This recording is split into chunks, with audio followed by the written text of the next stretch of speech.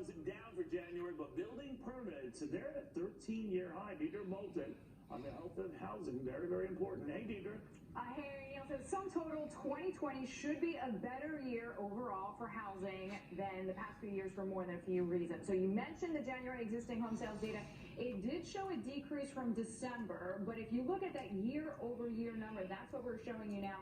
There was an increase of 9.6%.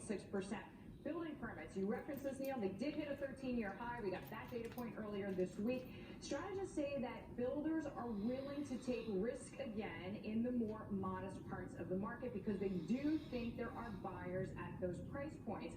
For the past decade, builders would only really build or take risk at the very high end of the market, but that is about to change. So everyone agrees that supply is the factor holding the housing market back.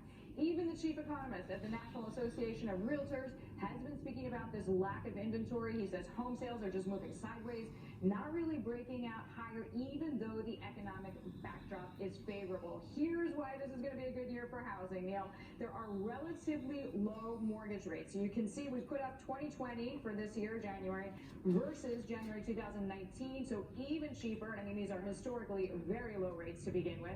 Unemployment, as we know, at a 50-year low. That's reason two. Consumer confidence is high.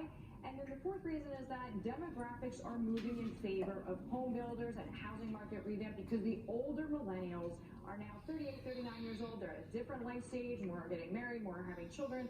For most people, that means needing more space and buying a house. After baby boomers, this is the biggest part of our population. Realtor.com data points show that millennials are actually responsible for about 40 to 50% of all mortgage applications, and as a group, they have saved $100,000 in cash. That's median, and then the median house price is $266,000. So if you have $100,000 for a $266,000 house, you are in an amazing position to have a very clear down payment and a good mortgage, Neil. So well, it's America's core sense.